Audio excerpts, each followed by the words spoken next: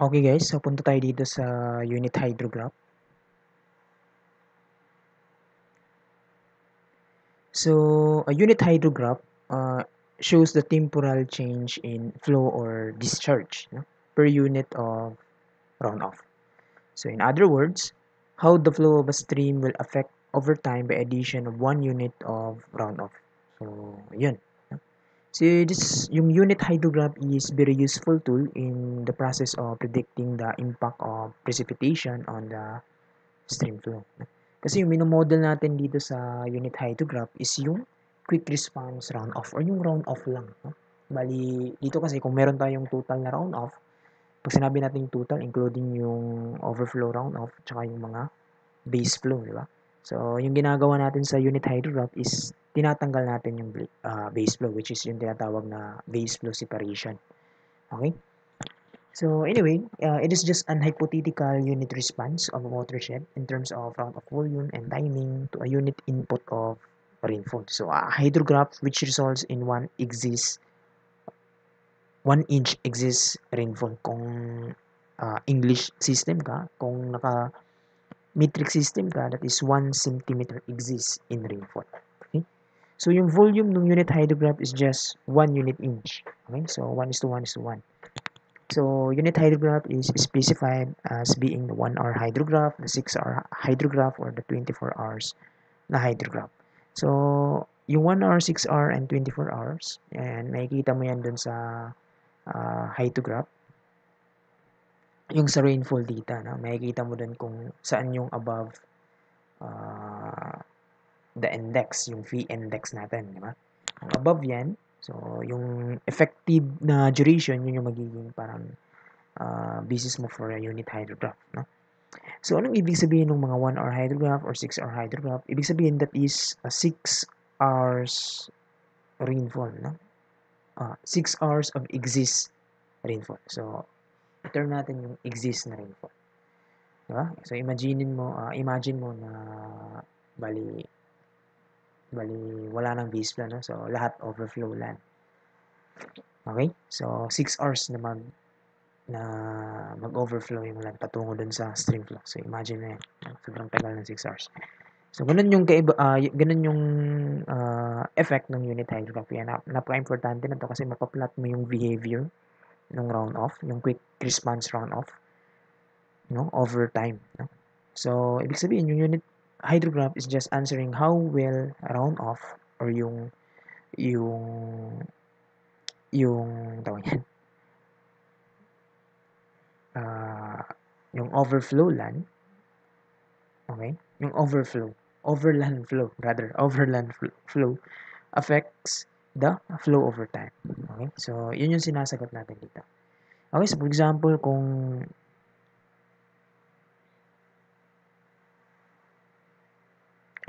Gemma.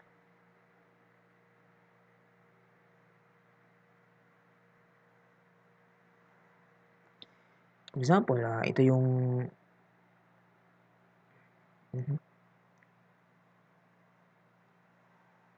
For example, ito yung ano natin, yung time.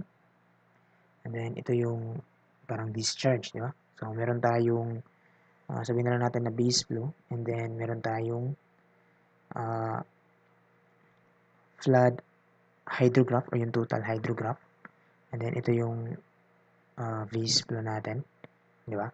So, tinatanggal natin yung base flow, no? So, yun yung tinatawag na base flow separation. So, bali yung kino-consider na lang natin dito kasi ito yung base flow, di ba? Which is consists of yung groundwater flow and through flow, di ba? And ito is yung direct runoff. So, sa unit hydrograph is ito lang yung minomodel natin, no? Ayan. Ito lang yung minomodel natin. Pero to its equivalent na exist na rainfall. Okay? And that is 1 centimeter or 1 inch. So, bali sinasubtract natin yan. So, makukuha natin yung, let's say, direct runoff. Di ba? Let's say, ganyan, no? Ito na yung magiging direct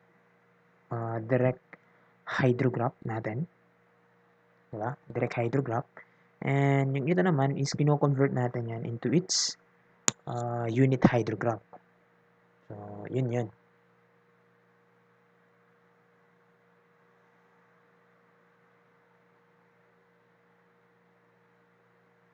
Okay, so let's say ito yung unit hydrograph niya.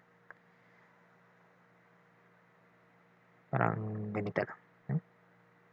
So, ito naman yung unit hydrograph. So, yun. So, bali, makikita natin dyan yung effect ng runoff, no? Over time. So, I hope klaro tayo dyan. Okay, so para mas maintindihan to, mas maganda pag may example tayo. So, example dito is, assume yung total runoff ng hydrograph was measured over 4 hours in 30 minutes interval. So, 4 hours domination, so expected na, okay, 4 hours na duration ng precipitation in 30 minutes interval. So, yung catchment area natin is 100 acres. And then, yung base flow natin is 10 CFS. So, since wala siyang interval for the base flow, so parang wala siyang set nung base flow. So, assume na lang natin all throughout ng 4 hours is constant yung base flow, no? Which is, hindi naman gano'n, no? Hindi naman talaga gano'n yung base flow. So, assume na lang natin na ganyan. Kasi yan yung binigay sa problem. So, yung total hydrograph, yung QT, yun yung flood hydrograph natin, is given yung set niya na 50, 80, 160, 210, 180, 155, 110, and 60. So, nakikita mo na pa-increase siya and then merong rising lem, then nag-falling lem, di ba? So, ano yung magiging hydrograph nito? So, yung kailangan nating makuha dito is meron tayong yung Q total na hydrograph, di ba? Ayan. Mamaya pala na-solve natin to gamit din yung Excel. No? Mas maganda pag Excel para mag-graph natin siya. So, pagkatapos ko ito i-solve by paper.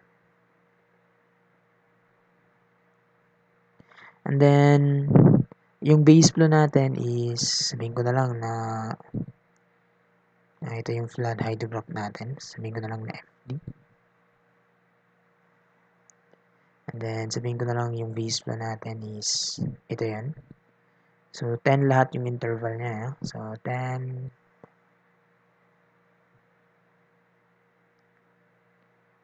cubic feet per second. So, makukuha natin yung direct runoff na hydrograph. So, that is DRH. So, it's just subtract lang, no? Di ba? Direct runoff eh. So, ibig sabihin, yung flood hydrograph minus lang ng base flow. Yun yung direct hydrograph. Ito kasi is yung rule of proportionality. Para mas madali siya in 1 inch or 1 centimeter lang na unit, no? So, meron tayong unit height. Pero direct runoff yung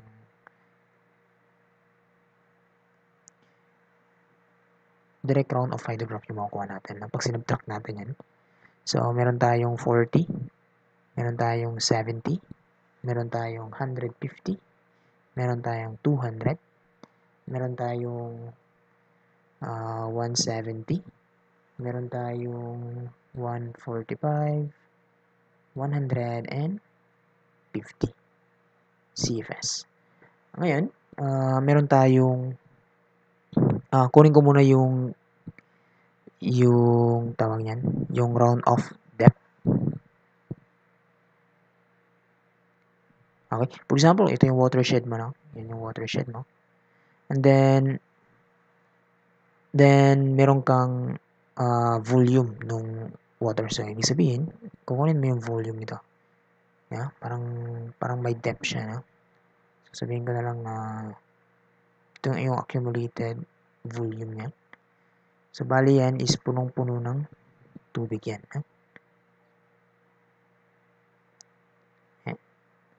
So, yan yung watershed natin and then kinuha natin yung volume nung runoff. So, bali, I assume ito yan. Di ba? So, ibig sabihin, kung gusto mo makuha, kung may thickness to, kung may thickness yan, which is yan yung runoff depth, let's say paano ba? Yung D na lang, ha? Let's say yan yung D. And then, ito yung area ng catchment natin. So, ibig sabihin, yung volume is just area times yung depth. So, ibig sabihin, this is just volume over yung area. So, yung round of depth is just volume. And then, yung volume of round off is ito yan, yung direct round off yan, ha? So, this is volume ng direct round off. So, this is the volume of direct round off hydrograph divided by the catchment area. Okay, so yun yung magiging pattern natin. So, kukunin ko na lang yung volume ng direct volume of direct round off hydrograph. That is just, so ito lang, no? Kunin ko lang to lahat. Add ko lang yan lahat. So, I have 40 plus 70 plus 150 plus 200 plus 170 plus 145 plus 100 plus 50. Okay? And take note, yung interval nito, di ba? Yung interval nito is tag 30 minutes, no? Tag 30 minutes. So, nakikita mo naman dito. So, kailangan nating i-multiply ito into 30 minutes. So, multiply by 30 minutes. Okay? Multiply by 30 minutes. And take note, ito is naka-cubic feet per second. So, yung seconds, kailangan nating i-convert yung minutes into seconds. And that is just in 1 minute, that is 60 seconds. So, makukuha natin yung volume ng direct round off. And that is just equal to, so, computing ko muna.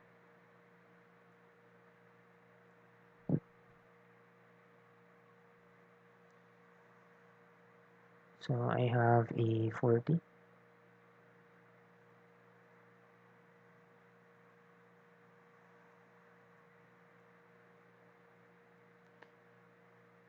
Teka lang.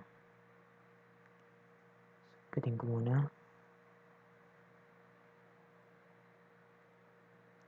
So, I have 40, 70, 150, 200, 170, 145, 150. So, thus, meron na akong 30 times 60 times summation of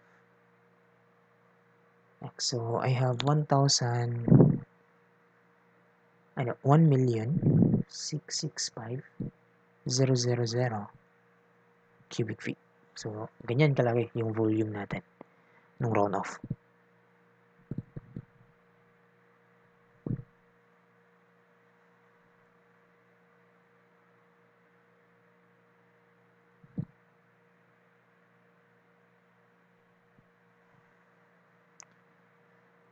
Okay, so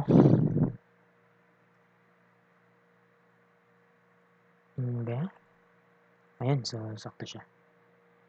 Okay, so next is yung catchment area.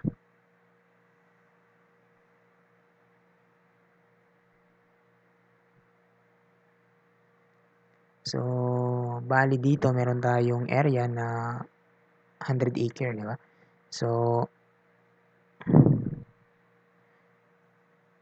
1 acre is, ilan yan? 73? 43?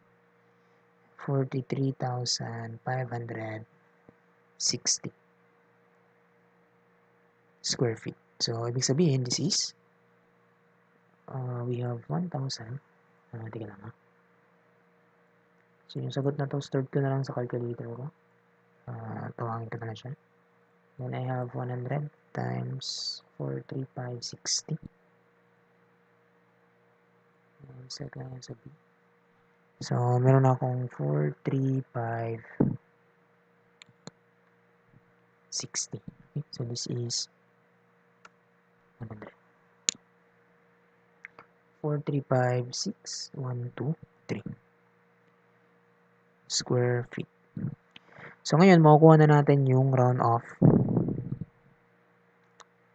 depth. And that is just 1665000 all over 4, 356,123. So we have now alpha A divided by alpha B. So we have 0.3822 feet. So times 12 inch in 1 feet. Kailangan naka-inch eh. So we have now 0.3822 times 12. So we have 4.6 inch. So once meron na tayo dyan, so makukuha na natin yung unit hydrograph. Okay, so yung formula lang naman sa unit hydrograph is just yung set nung direct hydrograph divided by the round off depth. So yun lang yung magiging formula niya.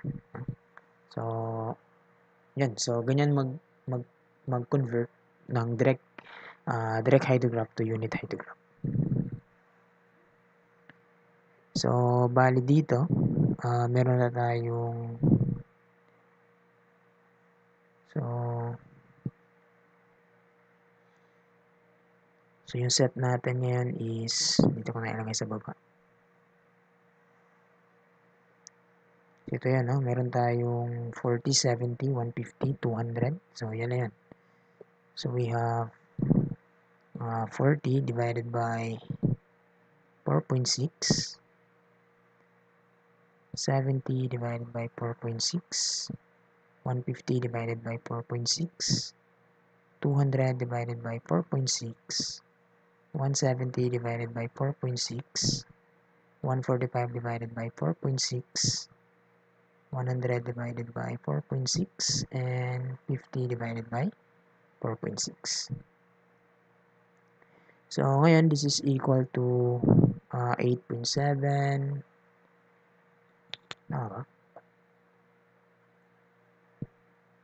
So on alpha x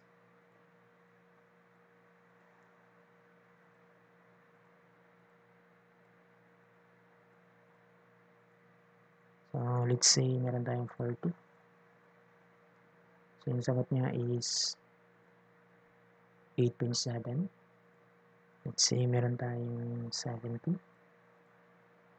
So yung sagot niya is 15.2.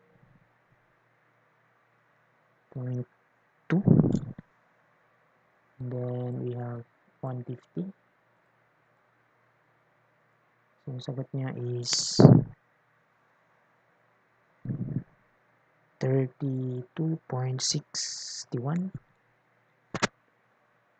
And then 200. So yung sagot niya is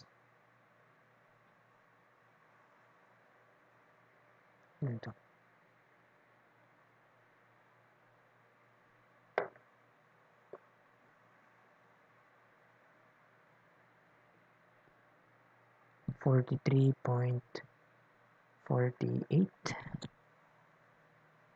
And then 170.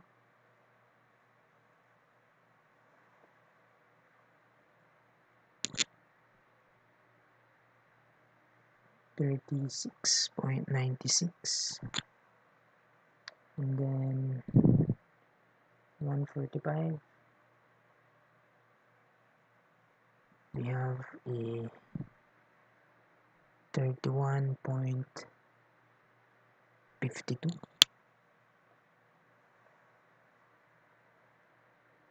And then 100. That is 21.74. Then 50 is 10.87. So, ayan. So, yan na yung CFS. So, yan na yung CFS per inch. Okay? So, 1 inch exists ng rainfall. Ito yung magiging graph niya. Okay? So, kung meron kang 5 inch na exist ng rainfall, so madali mo na lang siyang i-plot gamit yung unit hydrograph. No? Di ba?